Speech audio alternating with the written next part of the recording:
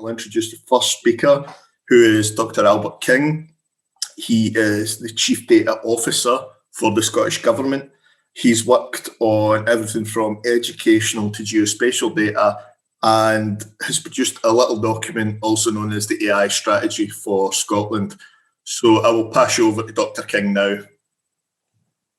I'm responsible as Chief Data Officer in Scottish Government for our policy, capability and platforms around data and data-driven innovation. And so that's a really interesting combination of actually delivering around data as well as creating the environment to allow us to achieve our ambitions. And so I'm going to talk through today our vision for data and the policy landscape in Scotland, and some of the challenges that I see in realising that vision, and so therefore some of the reasons why synthetic data will be an important tool to help us to do that. I'd also like to talk a little bit about some barriers that I see and that we're encountering just now. Probably that will lead really nicely into what we're going to hear from the other speakers about around just how to overcome those barriers and some of the great work that is going on around synthetic data. So moving on to my next slide then, the policy context, first of all, I always think it's really important to set this in the context of the actual outcomes we want to see for society. And so here in Scotland, everything is driven by our National Performance Framework, which is illustrated really interestingly in the NPF flower that you should be seeing on your screens there. Now, that's not to say that it'll be familiar to everybody, so it might help to know that those are aligned to the UN Sustainable Development Goals, the SDGs. But fundamentally, this is why we do what we do. I would mess around with cool things and do cool things with data all day long if people let me, but it turns out these are actually the outcomes that we need to affect, whether it's improving health outcomes for our citizens or creating a fairer economy, a fairer work environment. This is the framing for everything we do. And so going on to the next slide, this is therefore our vision for data, that we use it systematically to save time, money and lives. And of course, realizing that vision requires us to unlock the potential that exists in the fantastic data that we have in Scotland about our places, our people and our environment. And we're making more from having that great data and translating it into real benefits for citizens, communities locally and globally, and making sure that Scotland has a great reputation as well for being seen to do that safely, securely and transparently.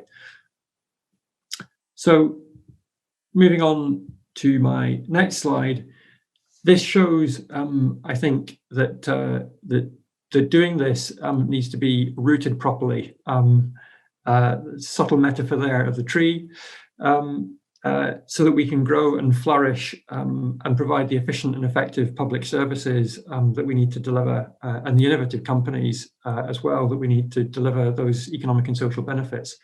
And so at the top there we can see the sort of flourishing ecosystem, the collaborative ecosystem, the benefits being delivered for society, reducing risk, improving equalities, and delivering better public services and intervention, preventing poor outcomes before they manifest, but underpinned by the conditions for success that we need to put in place.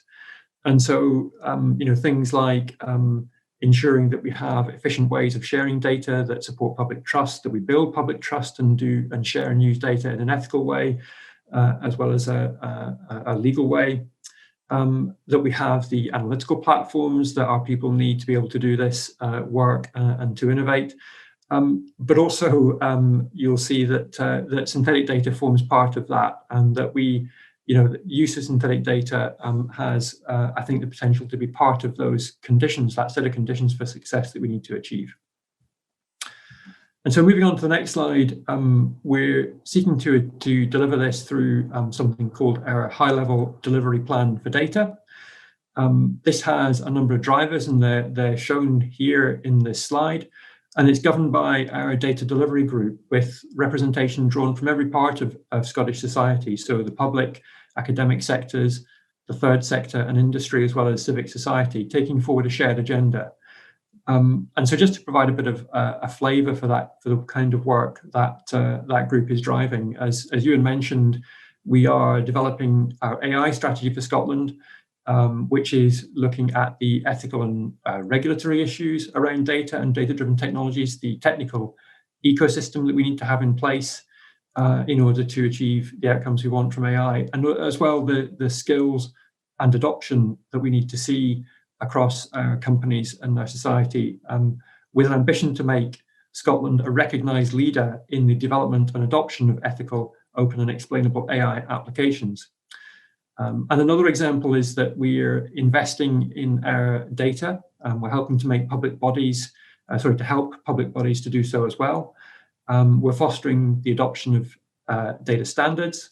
And so we're doing all of that with the development of something called our data transformation framework, which will make it easier to reuse data across government and across society.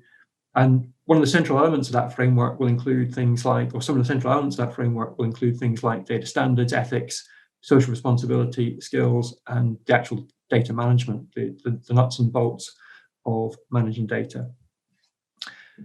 Importantly, and I think particularly in this context, we want to make more of our data available to support innovation as well. And we're committed to making more of our data open, for example, through our open data publishing platforms and our geospatial publishing platforms, with a focus on improving transparency, open government, and creating economic value. And moving on to the next slide, we also have an initiative called Research Data Scotland. And this is building on some of the really great success we've actually had in Scotland, using some of our data for trustworthy research in the public interest that's enabled us to do things like put in place preventative support for those at risk of becoming homeless. We've been able to improve outcomes for patients suffering out of hospital cardiac arrest. And we've been able to improve clinical practice through better understanding of the impacts on educational outcomes of early health interventions. And to build on all those successes, we're establishing Research Data Scotland, which has the mission to enable more of our data to be used more systematically and routinely to address the challenges that society faces, and in a way which promotes trust and builds on the trust, the ethical frameworks that we have in place. And we actually, in the context of COVID-19, we earlier in the year, in April 2020, we actually launched a COVID-19 service for Research Data Scotland that's up there and running already. So moving on to my next slide then. That's a quick flavour of the policy drivers. So what about the challenges? Why actually do we need synthetic data if everything in the garden is rosy? Well, the programs we've been hearing about all face challenges which could be addressed in whole or in part by greater use of synthetic data. And I see four real drivers for this. One of them is around risk, and risk is a key issue for us in realising this vision. Now, these risks clearly arise when we handle sensitive data, and so synthetic data can help us to reduce that in a number of ways. And for example, even just in the testing and quality assurance of new systems, being able to use synthetic data can help us to address risk. And do so in a way which means we have to handle sensitive data less. I think it can help us increase pace. The handling of sensitive data requires great care. Synthetic data potentially allows us to unlock some of that potential more rapidly in a way which allows people to proceed with some of their work, for example, software development or analysis methodology development, in parallel with some of the information governance that might be required for access to the underlying data. Adoption of new technologies as well, it can help us with, because clearly a lot of those technologies are data-driven and tremendously hungry for data, and using synthetic data to create things like training data sets can really help us to drive the adoption of those. And finally, and I guess maybe cutting across all of these, it can help us to stimulate innovation, because it can potentially allow us to make data sets available more openly to researchers or even citizens, and thus stimulate research and innovation and also allow the kinds of analysis which are difficult to permit under information governance rules that require us to be very specific about the kind of research that we need to do when we're handling sensitive data, personal data. So moving on to my next slide. So what's happening now? So we have established something in Scotland called the Scottish Public Sector Analytical Collaborative. It also goes under the acronym of SPACE. As somebody who leads the space program, I love being able to tell people that, but unfortunately it has nothing to do with traveling to the moon. What it does do is it brings together 4 of Scotland's public bodies that have a leading role in the use of production of data. Scottish Government, the NHS, Registers of Scotland, and the National Records of Scotland. And we have a number of collaborative projects, one of which actually Euan will be talking to you about later, around synthetic data. And we're also seeing a number of these bodies actually using synthetic data. So for example, NRS is using, National Records of Scotland is using synthetic data in developing, quality assuring and testing a lot of the platforms it will use for disseminating the census results. And Research Data Scotland, as well as looking at synthetic data and how it can use and produce synthetic data sets for researchers so that they can explore data in a way which wouldn't be possible with the underlying data set. So there's a range of things happening just now in Scotland on this. So moving on to my next slide. So why? What are the barriers to this? How come we're not realizing this vision? So to use a phrase beloved of young children, are we there yet? No, unfortunately not. There are actually considerable challenges to overcome if we're going to make use of synthetic data and to make that widespread and realize some of the potential contribution that I think it can make. Fundamentally, it's not actually as straightforward as I would like it to be. Synthetic data today is not a panacea. And to give you a flavor of some of the sort of issues that I see, it can have, for example, bias problems. It can miss natural anomalies that occur in real world data, and it can be quite complicated to develop. The data quality as well is typically tied to both the underlying data and the model that was used to develop it. So there's a set of technical issues, I guess, there around the use of synthetic data. Excuse me. I think another sort of set of issues is around public and practitioner understanding. So both in terms of the use and the acceptability of the use of synthetic data. And I think there's a lack of understanding of the risks, or indeed the lack of risks around synthetic data, and there's the challenges around quantifying those. And the lack of that robust understanding and narrative is a barrier to use, both within organizations and also in terms of making synthetic data available. But I do believe that the pros actually outweigh the cons. So I think we need to see greater understanding of synthetic data. The term itself is somewhat impenetrable, so maybe we need to think about some of the language and the narrative we use around synthetic data. I think we need to invest in some of the methodological work, but also actually in developing tools that are straightforward for practitioners to use. Speaking as somebody who comes from a technology background, I think there's a role for industry to play here as well in making those tools available on a commodity basis. It's easier for people to access. And I think we need to think about, as professions, what are the codes of professional practice that we need to put around the use of synthetic data to help guide practitioners through some of the issues and some of the challenges that I was talking about a moment ago.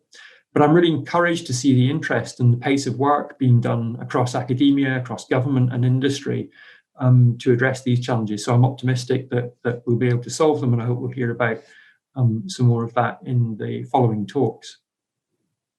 So moving on to my final slide then, just a reminder of our vision around the use of data in Scotland. I think synthetic data is an important tool to help us achieve that vision.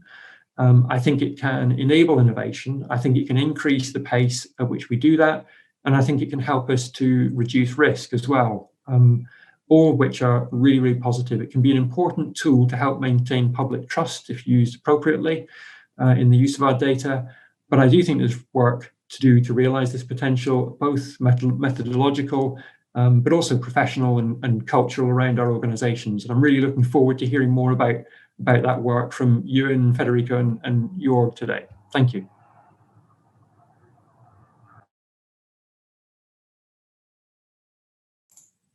Excellent. Thank you very much, Dr. Albert King there, highlighting the fact that data doesn't just exist in a vacuum. There are many, many considerations, even within synthetic data alone, that need to be considered. So I look forward to the discussion at the end. Already some really interesting questions coming in. If I could ask, if you want to direct your question to a speaker or speakers, if you could just put somewhere in there who you would like it addressed to, and I will try and forward it to the appropriate people. Next up, we have Professor Jörg Drechsler from the IAB, which is the Federal Employment Agency in Germany. It's their statistics wing. I will save you all my horrific German pronunciation. Dr. Drechsler has spoken internationally on synthetic data and has written a book, Synthetic Data Sets for Statistical Disclosure Control. So he's going to be discussing some of the more technical, complex aspects, although explaining it incredibly well because even I understood it, around the privacy aspects and safety aspects of synthetic data. So I will pass you over to Professor Drechsler now. Okay, thank you very much. Let me see if I can share my slides here. I hope everybody can see my screen now. I'll move to full screen mode if that works. I guess. Yeah, there we go. Okay, good. So thanks very much for the introduction. And of course, thank you for inviting me to this session, which is, I think, a very exciting topic for me, obviously, as I've spent so much time working on synthetic data over the last 10, 15 years or so. When I looked at my slides this morning, I thought it would actually make sense to have a disclaimer to start with, to say that I'm actually a big fan of synthetic data, because what I'll talk about today will be a lot of things where I still see there are still open questions, and sometimes I also feel these days the promises of synthetic data are a little bit oversold. So I'm just touching on things that I see critical here, but that doesn't mean that I don't want to criticize synthetic data in general. It's a great idea. I love it. Been working on it for many, many years. Okay, so that's just to start with. And so in some sense, we have this this vision of synthetic data being like a panacea, where you have this idea where you generate your data from your model, and then you just release those data which are purely based on that model. So it's all fake, it's all synthetic, and in some sense there is no meaningful link anymore between the original data that you started with and the synthetic data that you want to release. So there's no risk, at least, of re-identification disclosure. And that's one of the big promises, obviously, of synthetic data. And if you have good models, and that's the hard part always, if you have good models when you synthesize your data, you can hope to at least preserve useful and informative relationships in the data, so that users of the synthetic data will still find the answers they were looking for in the synthetic data. But as I said, and actually Albert also pointed in the same direction already, basically he gave the same kind of comments that I will give throughout this talk today, that in practice it's obviously not that simple. And what worries me these days is that every other month or so I get an email from a new startup company, and they say, we make synthetic data and we sell this product to the public, and it's so great, and there's no risk, and it's perfect utility, and that's what worries me these days, because I think there's just too much promise in those shiny, nice-looking websites that you see everywhere. And so I want to talk about that a little bit. Starting with measuring the risk of disclosure, I think there's one thing that's just a fundamental truth that the disclosure risk simply can never be zero. And that's something we have to acknowledge, and that's something we have to be aware of, because any information gain will always have a price in terms of privacy. It's impossible to release useful information and not spill some kind of information with that. Otherwise, you can only do that if you have completely useless data, basically. And the only difficulty, I think, is to try to quantify these risks. And that can be really tricky, specifically with synthetic data, because a lot of research, at least in statistics, has focused on quantifying the risks of re-identification. So what's the probability that someone looking at the release data would identify a unit in the database, right? And arguably, for synthetic data, you can argue that this risk is really low, just because you have these purely model-generated data. There is, as I said in the beginning, there's no direct link to the original records anymore. But the truth is still that this is not the only risk, right? And we have to think about other risks as well. And I'm thinking about inferential disclosure in this sense here, where just the fact that you are learning something could be harmful to some individuals, even if they are not identified uniquely. So say, for example, after seeing the data, I would be able to, I would learn that a certain individual that I know will have an income in a certain range, because I can look at the data, figure out what income certain people in a certain jobs have, what's the range of the income. I know the person I'm looking for is working in that job, so now I get an information what the income might be. At least I have a brackets for that, right? And so that could be risky even if I don't identify the record, right? And this kind of inferential disclosure risks, where I basically the information gain that I get from seeing the data, that is a risk too, even if I don't identify individuals uniquely in the data set. The only problem here is it's so much harder to quantify that. First of all, how to compute that, and then second, when do we think this kind of inferential disclosure is really problematic? How tight should be those uncertainty bounds around specific information that we feel, this is an unacceptable risk of disclosure? There's much more subjectivity in these kind of risk measures compared to this re-identification risks. And I think that's the main reason why people still love to look at re-identification risks, because everybody understands what they mean. But this inferential disclosure is much harder to quantify.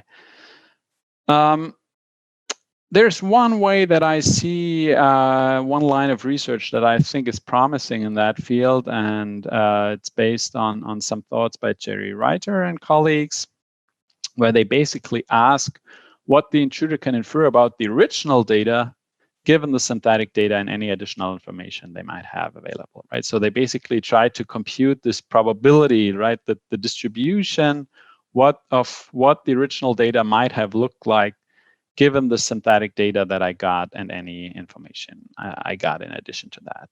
And I think that's the right way to think about the problem. The only thing is that computing these distributions and these probabilities is extremely difficult unless you look at very simple cases. And the few applications that I've seen so far, they require very, very strict assumptions about what is already known, what the data looks like. It cannot be too complex. And so putting that to practice is still an open question, but I think it's the right way of thinking about disclosure risks in the context of synthetic data.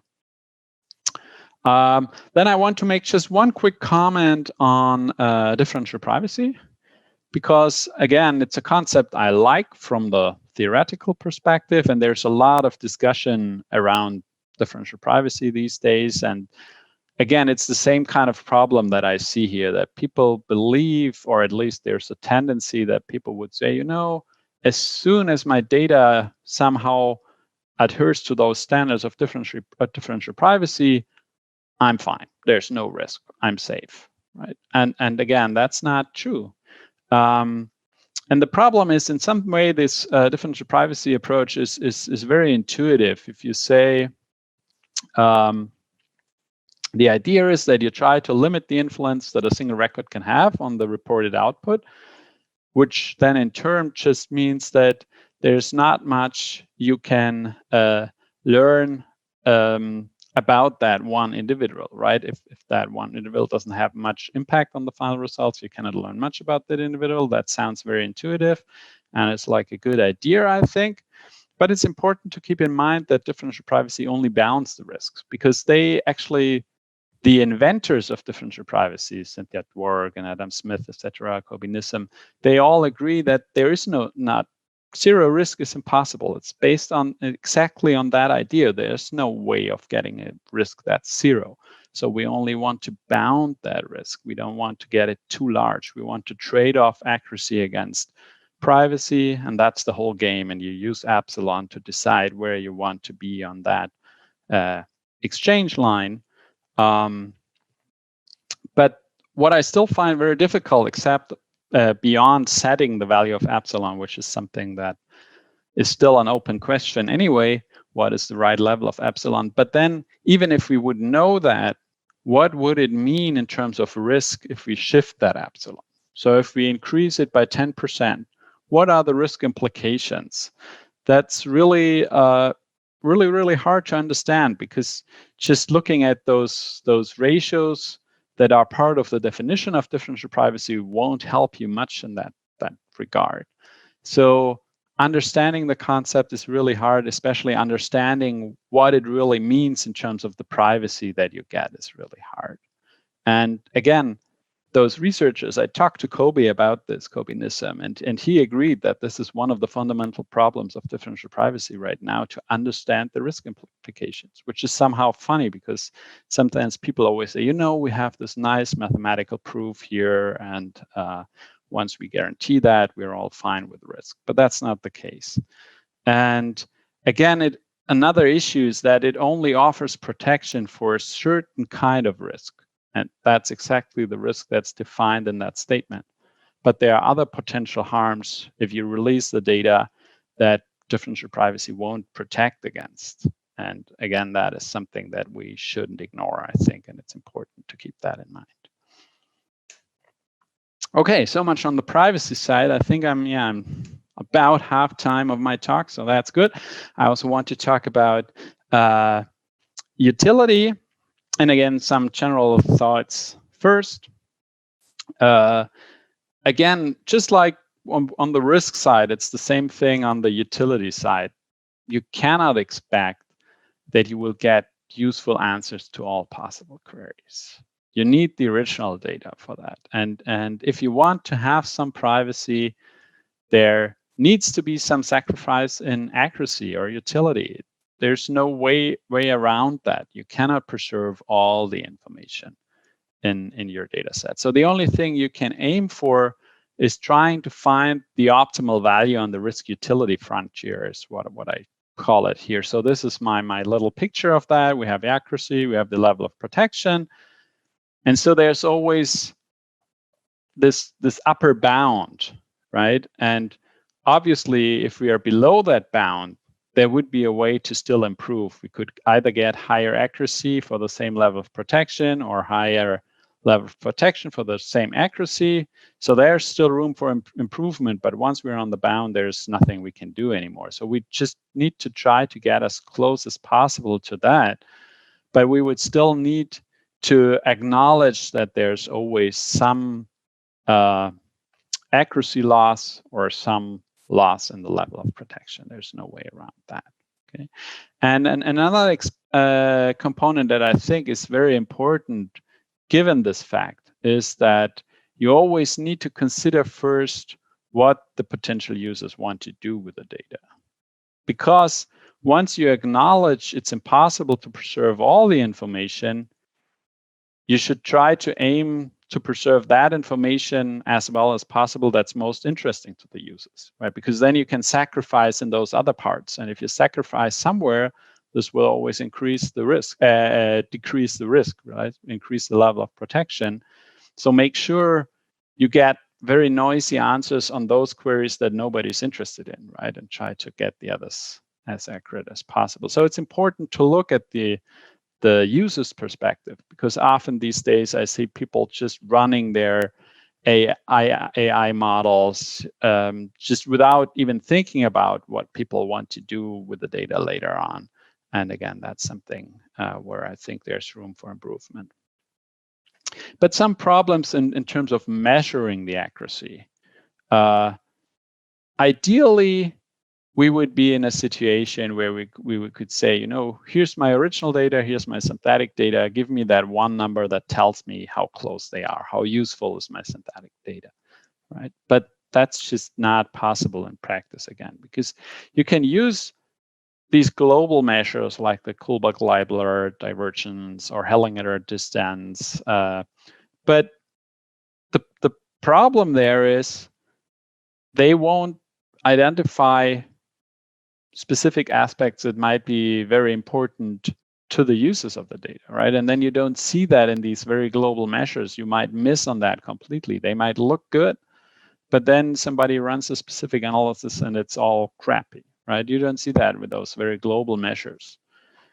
And then, of course, the other problem is, how do you even interpret these numbers? You get one number there about the distance, but which level of distance is acceptable is very hard to interpret. You can only use that to relatively compare different synthetic data sets in terms of their performance, right?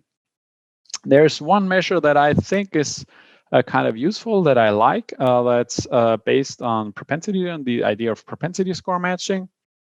And the basic idea is how well you can discriminate between the original data and the synthetic data. So the basic idea is you stack the two data sets, the original data, the synthetic data. You have an indicator that indicates the data source, right? So 1 for synthetic, 0 for original data.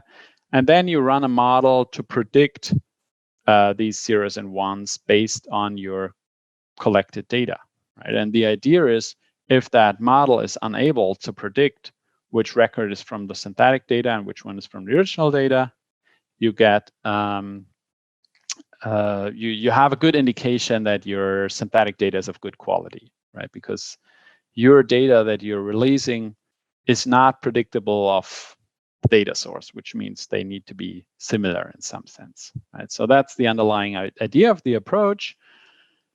And there have been some extensions on these basic ideas in a recent paper in JRSSA, specifically around the PMSE, so the predicted squared error. And the idea here is that this PI hat, and that's the only formula I'll use here in the slide, so it won't be very technical, but that PI hat here is the predicted probability of belonging to the synthetic data, and C is the share of synthetic records in my stacked data set, right? So if they are both of the same size, my C would be 0.5, right? 50% of my records will be synthetic. And then I'm trying to look at how much does that predicted PI vary around this 0.5, right? Because if there's very low prediction in my model, it basically means that I cannot distinguish between the synthetic and the original data. Most of my predicted values will be close to 0.5. My PMSE will be small, right? And what they do in that paper is they derive the expected value and the variance of the PMSE under the null that the original and the synthetic data are based on the same data generating process. So basically, you found the perfect algorithm, the perfect model to generate your synthetic data. Right? That's the null hypothesis. And then you can look at the ratio of those two. And the larger that ratio is, the further away you are from the optimal, so to say. And so you can reject the null hypothesis that they come from the same data generating process. And then they look at two values, the PMSE ratio. So as I said, the PMSE calculated based on the generated data versus the PMSE that you would expect if they both come from the same data generating process.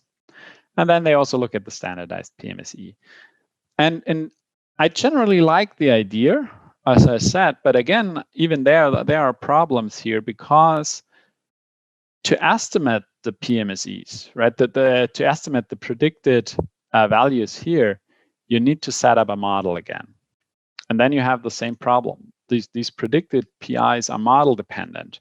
And so everything depends on the model that you select. And I took that table here from the original paper, and I don't want to review it in detail, but this is something you see even in the original paper, and I saw a similar problem whenever I repeated this exercise again, is that when the authors use parametric models to estimate the predicted probabilities, the measure would favor parametric synthesizers, so parametric models to generate the synthetic data. And when they used card models to estimate those predicted probabilities, the PMSE measure would favor card synthesizers, right? So in some sense, it's not very helpful, because again, your results will depend on what you pick, which model you pick to calculate these statistics, which of course then is a problem, because then you can always tune your model to get the desired outcome in this utility evaluation experiment, right? And so, since I only have 1 minute left, let me talk about the final validity measure. That would be the other extreme, because these were all these global measures that try to measure the data set as a whole. In contrast, you can use outcome-specific validity measures that really only focus on one specific analysis and will then tell you how good is the quality of your synthetic data for that. And one useful measure here, I think, is the confidence interval overlap measure, that basically just computes the confidence interval from the original data, confidence interval from the synthetic data for any estimate you want to look at, say a regression coefficient, and look at how much they overlap, which I think is pretty useful. It's more useful than just comparing the point estimates directly, because you also quantify the uncertainty there. But again, we have other problems now, because we might have very high utility for those specific statistics, but that would not tell us much about other statistics that other people might be interested in, right? Just having good results there will not tell us how good the results will be for any other statistic. And then specifically with the CI overlap measure, another problem is that it's obviously not helpful for big data, because once we're talking about big data, those confidence intervals will always be so small and tiny that typically we'll always find no overlap between the original and the synthetic data, even if the estimates are really, really close.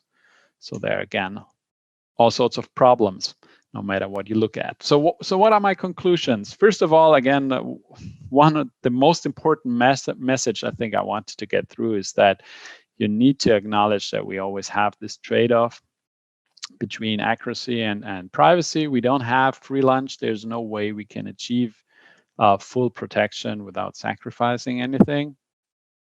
And measuring the risk is generally difficult, not only for synthetic data, but in general, it's really hard to come up with useful risk measures. But for synthetic data, it's specifically hard just because all these nice measures in terms of re-identification risk, you cannot use them anymore, and you need to think about other things. And then we have similar problems with measuring the analytical validity. So just looking at one number in general will not be sufficient. And as I said, I think it's crucial to start with trying to find out what the users want to do with the data later on, because then you can tune your synthesizers to preserve that information as good as possible. And one option there to help in this whole game, I think, could be verification servers. I'm running out of time now, so verification servers will only tell you how close the original results are to the synthetic results. If you have more questions on that, I'm happy to talk more about that in the Q&A session later on. Okay, thank you. Excellent. Thank you very much, Professor Drechsler. That was fascinating. And so in order to get to the Q&A session, I will start my talk now.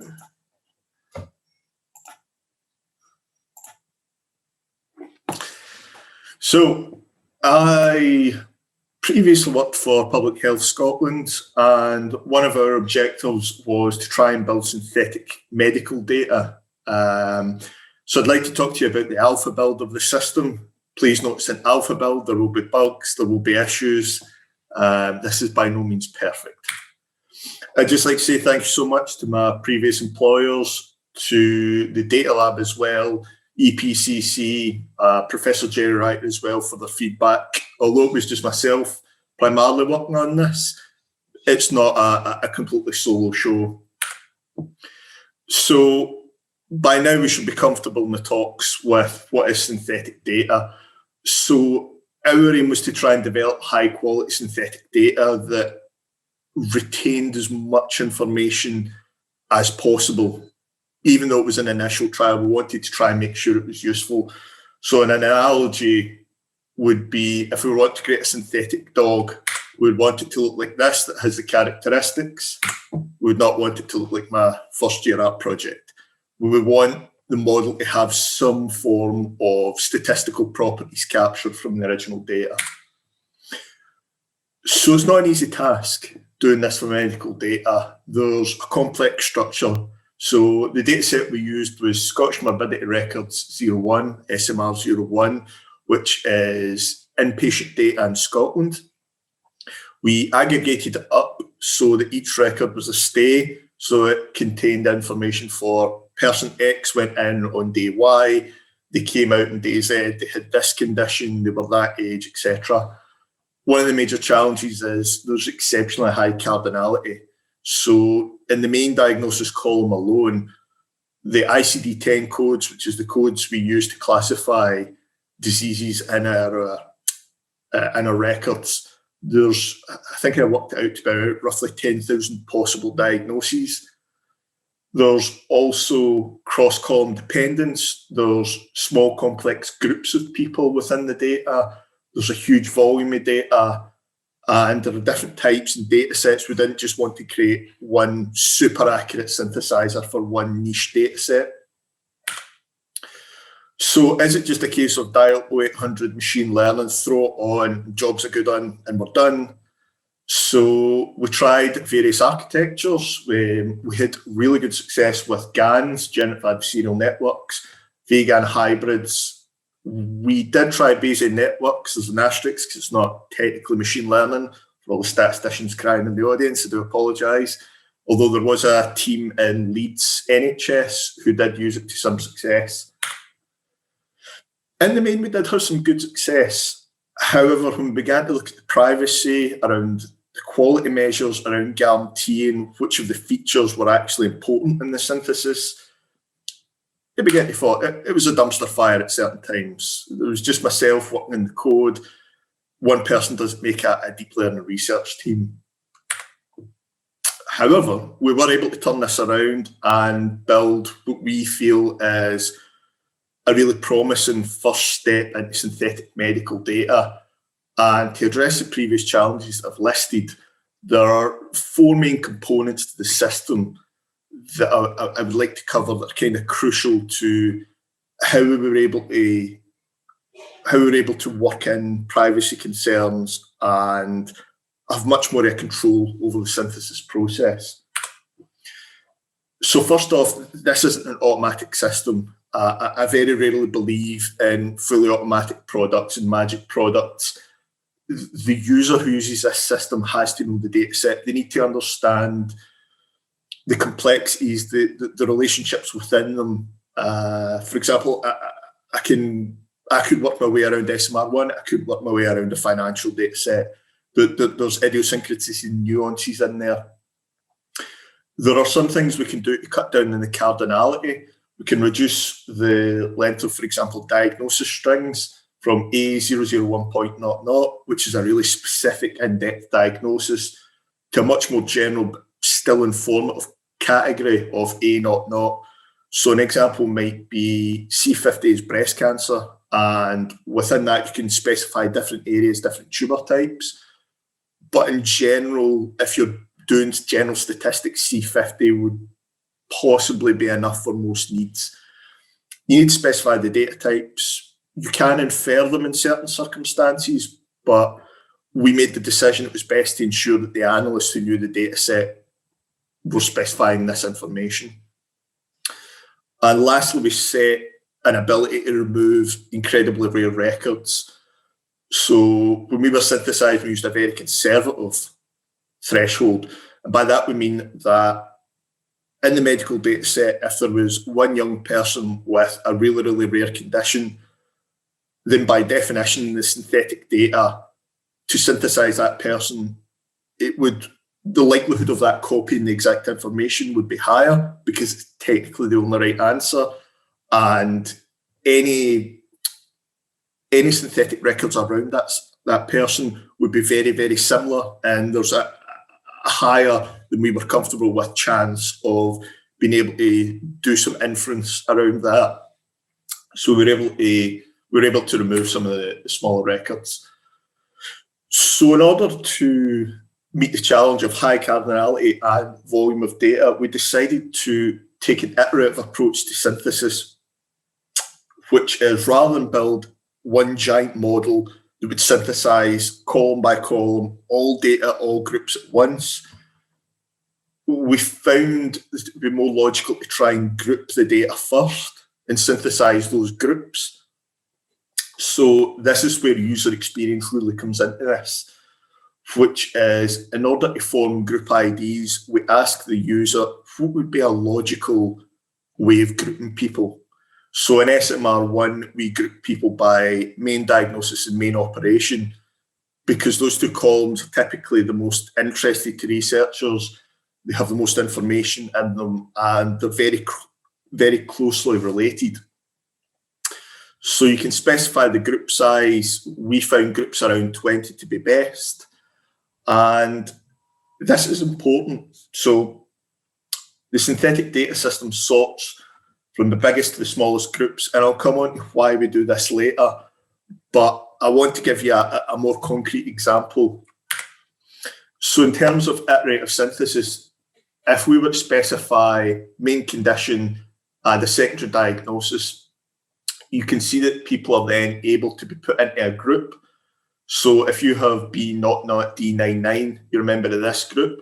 So you can see that people's age and sex are free to vary in these groups. It's not completely fixed, but there are some commonalities in there that we can work with for the synthesis process. So once we've grouped these people and the system's performed that, we then start to look at the first key set of variables. So again, this is where the user knowledge comes into it, which is within a data set, you'll typically have variables of interest that are quite unusual and technical. Maybe it's income, size of house, in this case, diagnosis, operation. But you'll usually have demographic information. And what we found was you don't really need highly complex, non-Euclidean geometry-based Hilbert spaces to describe basic demographics. We found that traditional conditional sampling actually worked really, really well for these. If you are sex X in area Y, what would be your predicted age bracket, for example? So we purposely chose this because it gave us good results and it allowed us to build in security.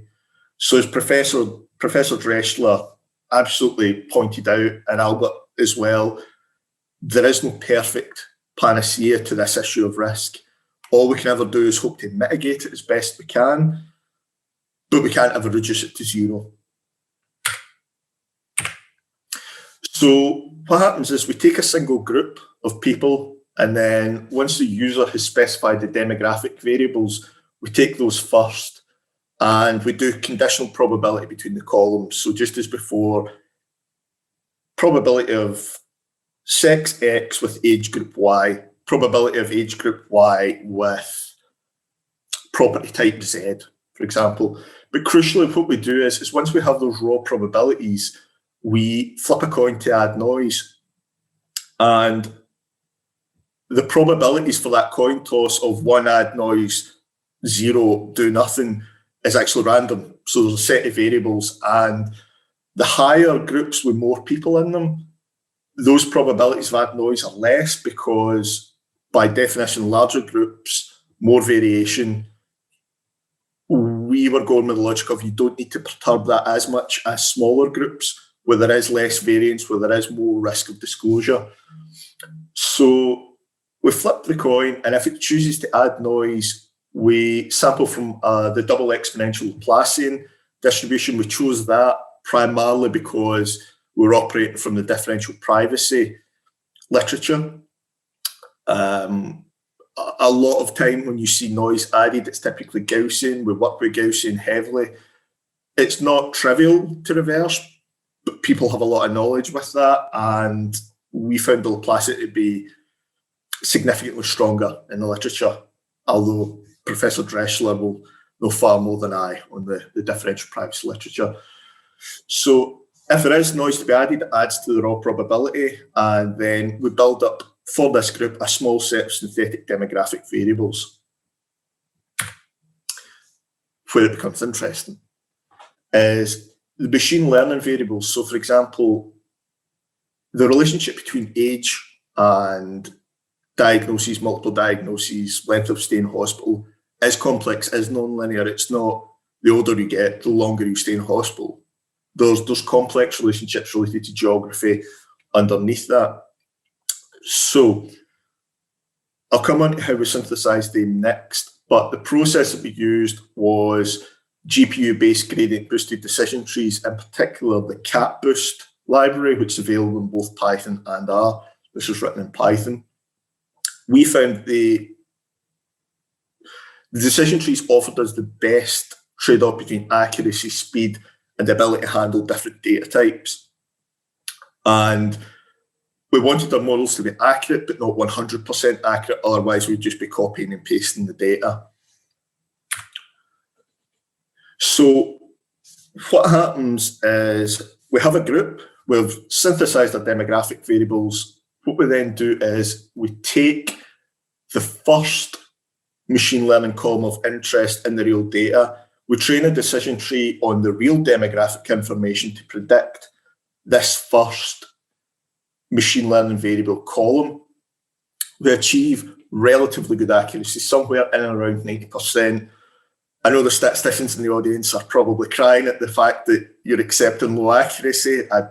There's a point to this, I promise.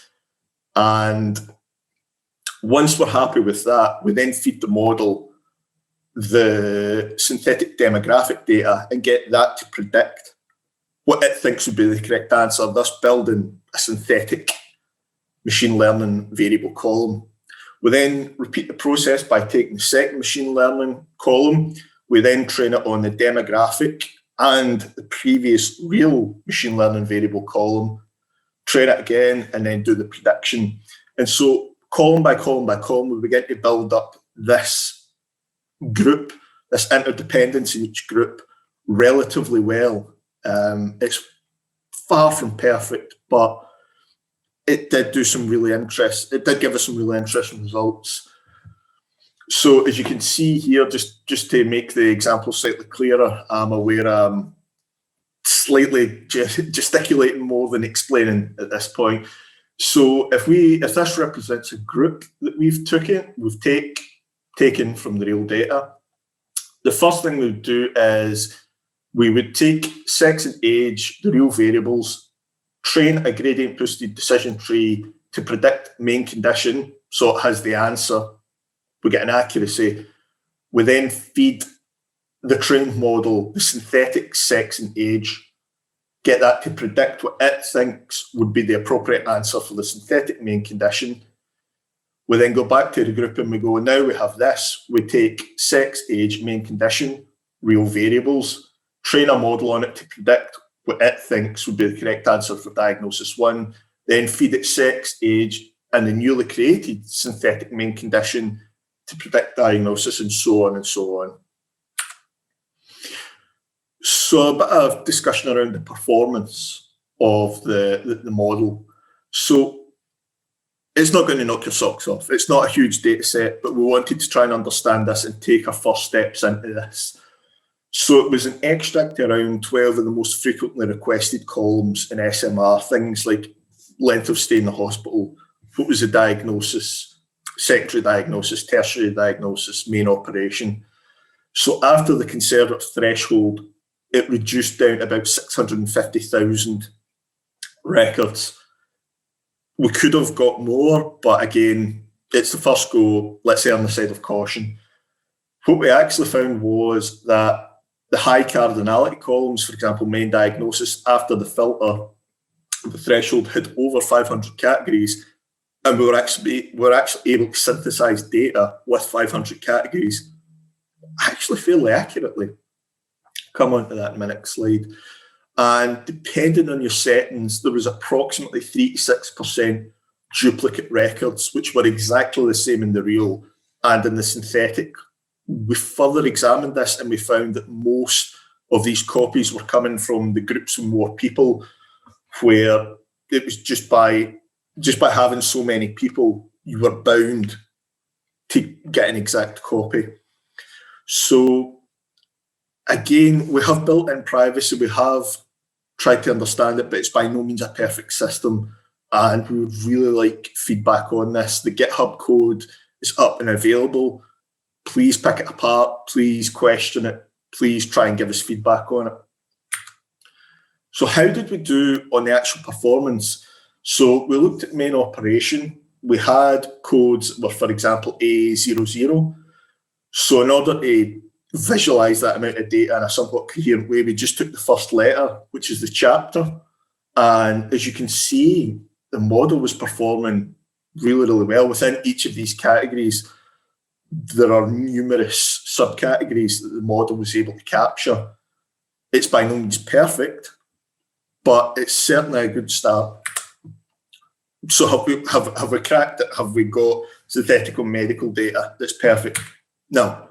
We've made really, really good progress on it, and it's producing quality synthetic data that when we had an independent analyst evaluation from a different team as part of our report on it, they were happy with the quality of it. We were happy with the quality of it. In terms of releasing the data, I would defer that to my previous employer. They have control over this. I no longer do. But have we perfectly solved the privacy question? Have we removed all bias and difficulty in medical data science? Is this perfect? Absolutely not. We need more research in this area around privacy. We need more input from researchers, from citizen data scientists, from policy analysts around what are the uses for this, but also what would you like to see in that data? If you could give us the top 10 hits for data sets or types of data that you would like to see synthesized, and if you have ideas or concepts around evaluating the privacy aspect, quality aspect, if we can find some sort of agreed upon standardized method, that would be excellent. Our model is by no means the only system in town. There exists synthesis from University of Edinburgh, there's private companies, there's startups, there's various academics, especially in the machine learning world, on generative adversarial networks, that are also working in this. So the field is wide open, but we do need collaboration and discussion between people so that we can agree upon standards, as we have on a plethora of other issues. So I will stop rambling now. Thank you very much for your time. I'm on Twitter, it's SwearyStats. If you want a copy of the model, my own personal GitHub, where I've forked the repo for the synthetic data system, you can find me there. If you want to find my previous employer's official release for it, theirs is SDS-architect. But thank you so much for your time, and I look forward to having a really interesting Q&A session. Okay, let me just, apologies, scroll through the many messages of really interesting questions. So I think I would probably put this first question to yourself, Professor Drechsler, which is, can synthetic data be used for clinical trials or in epidemiology? I think this may be a slight hint around the current pandemic issues we're facing, but certainly in a wider context as well. Yeah, thank you. I mean, I see applications for synthetic data in many areas, and I think Albert already alluded to that. That synthetic data can be useful in various kinds of ways, and I see some benefits in clinical trials as well. There have been some comments in terms of the risks of generating fake data somehow to manipulating the results, I guess. I actually would see it exactly from a different angle. The synthetic data could help, at least to some extent. And again, validation servers will come into play here, but it could help in some extent that it could help in terms of trying to enforce reproducibility. They could be, because the issue with clinical trial data obviously is that typically no one else will see the data, right? There will be results published and who knows, right? And so one way that I could see, and maybe this is I'm fantasizing here a little bit, but the idea would be that there would be a repository that would contain synthetic data of those clinical trial data, right? And then people could start looking at the data in terms of trying to, do some replication studies, check how well the information and the results, how robust are the results if I use different models, all these kind of things. And then, of course, you can always say, well, but that's now based on the synthetic data. So maybe the error is just because now we're looking at the synthetic data instead of the original data. But what you could do would be having this kind of verification service, which basically means the verification server idea is you have a server that has the synthetic data and also has the original data behind a firewall. And then people can submit their research questions to that server, and the survey would run those on the original data and on the synthetic data and report back some form of validity measure, telling how close are the results between the original data and the synthetic data. There are risk problems with that too that also need to be addressed, but it's very useful in general in terms of, because one of the big issues with synthetic data, obviously, is if people only have access to the synthetic data, they would always say, but how should I know whether the results that I get now are anywhere close to original data? And you cannot tell that without seeing the original data. So these verification servers could be useful. And I could see that in this context as well. So, right, if you provide this synthetic data for replication studies and then give those people that do those replication studies the opportunity to get information how close the results are to the original data, that would help in terms of validating previous findings from clinical trials. One thought. Excellent, really, really interesting. Dr. King, are there any examples of departments in the UK who have used synthetic data specifically for policy analysis? And could you potentially elaborate on NRS's use of synthetic records as well, please? Sure. So to the question about examples of use of synthetic data for policy analysis, it's not something I've seen. What I have seen is things like, some of the applications I have seen are things like for enabling people to do things like test and develop systems. And I have seen through the Scottish longitudinal study, and I noticed somebody had given SynthPop a plug in the comments. I think I've seen SLS have released synthetic data sets to support researchers in developing some of their, for example, syntax or methodology or a better understanding of data to inform a subsequent application for access to data.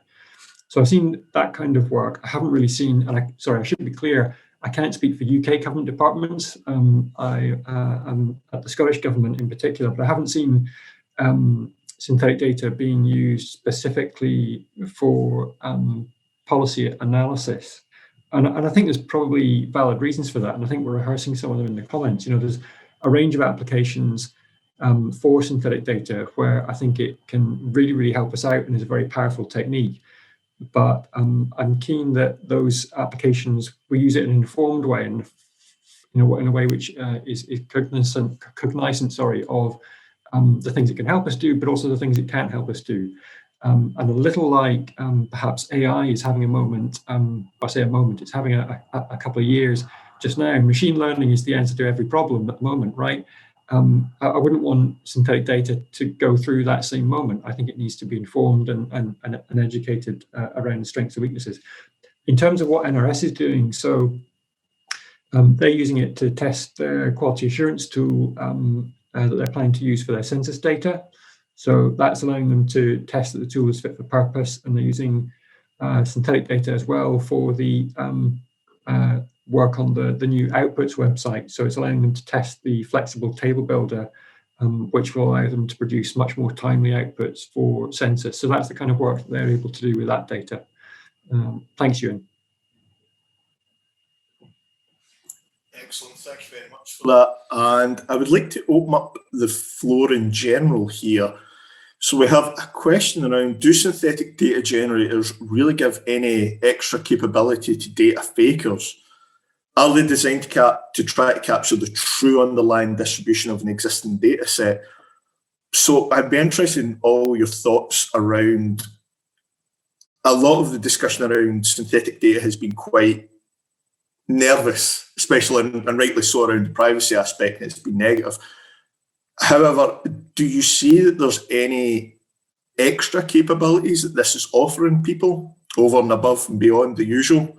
I don't know if Federico, if yourself would like to comment.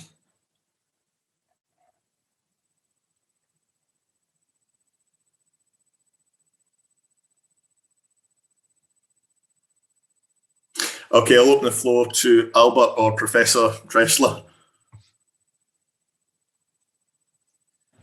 Maybe I can, sorry, Albert, you want to go first? No, okay. So if I may start, I just think synthetic data in some way, I don't see any difference to any other data dissemination strategy here. I mean, if you're releasing data to someone else, there's always the opportunity to mess around the data before you release that, right? If you want to somehow, I don't know, change the data to support certain claims, that's not specific to synthetic data. I think that's just something that's a risk that you always face as long as someone is the owner of the data and has control over the data before sharing it. I think there's no way of preventing this kind of risks, and I don't see specifically why synthetic data should somehow change that or should be different in that context in some way, I think. And Dr. King, any thoughts? Yeah, so I guess I completely agree with that. And, you know, algorithms, tools can be used in positive and negative ways. And we've seen the public discourse around algorithms in particular, I guess, recently. But I don't think this particular set of techniques is any more dangerous in introducing them than you know. I have seen, you know, you can be quite straightforward, quite primitive in the way you manipulate data. You don't necessarily need to access this kind of power to do that.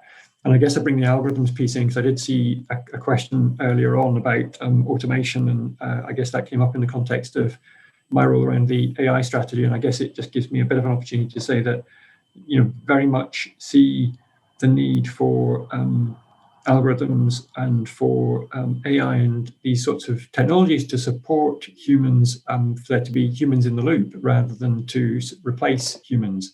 And I think that's maybe just useful to be clear on that as well, Euan. Thank you. Federico, any thoughts yourself? I don't think I could add anything on top of that. There's plenty more interesting questions, and we still have, I think, a few minutes. I'd like you to keep on going. Excellent. So I'll just answer a few people have been asking around the SDS in terms of the order of the variables and some considerations around the scalability. So to be brutally honest, so far we found that the order didn't really matter significantly. The only thing that we found that needed to be specified was the demographics and the machine learning variables. However, if we had more time, certainly in the second iteration, we will be looking much more around the order of the variables. We were much more concerned around trying to synthesize data at first, but it's a really interesting question. And in terms of scalability, the system's designed to handle exceptionally large data sets for the reason that we tried other methods and we found that they were getting stuck when it came to just the sheer volume of categories.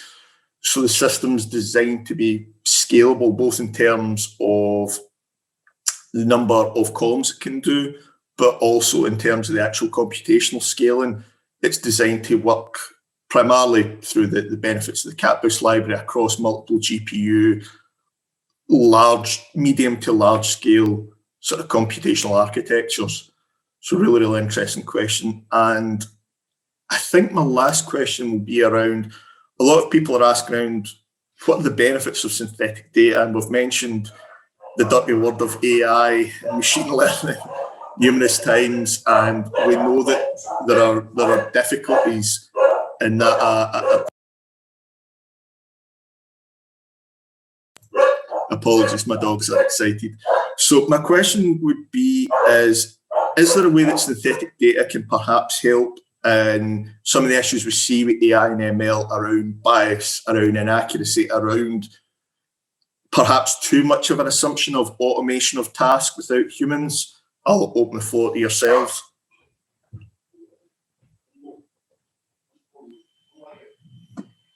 So Dr. King, I believe you have some insights on this. No, whether I have insights or not remains to be seen. But I suppose tackling bias, well, first of all, understanding any biases in data and then addressing those is really, really important. I'm not sure the extent, and I'm confident that synthetic data algorithms could be used to help us generate training data sets.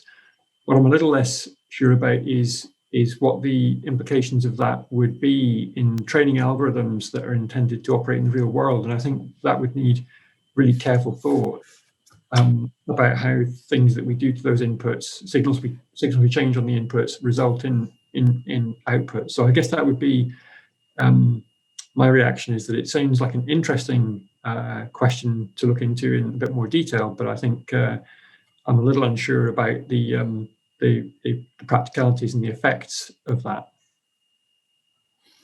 Absolutely. Professor Drechsler? Yeah, so I need to emphasize again that my talk was so critical, but that doesn't mean that I don't see any benefits in synthetic data. Because I think there are so many applications in which synthetic data could be useful. And one is these kind of training data sets that could be helpful, starting with training at schools, at universities, but even for people preparing to work with the real data, say at a research data center or something. I don't know what it's like in the UK, but I know in the US, for example, if you want to get access to a research data center, that can take a year or more, right? And so if you in the meantime already have something to play with, to prepare your code, to develop things, that's in itself a very important value. And I'm currently consulting the Treasury Department, for example, in South Africa. They are thinking about the same kind of use case for synthetic data, that they want to release synthetic data for their users so that they can prepare their visit to the research data center. And I mean, the issue is if you look at social scientists, they have all these very complex models, economists specifically, that they want to fit the data. And it's in practice, the truth is, for their projects, I would say like 95% of the time they devote to data cleaning, data preparation, all these steps, trying different models and all these things. And then the final model, that's only 2% of all the work, right? And that is something we need to keep in mind, right? And synthetic data could be very useful in those cases.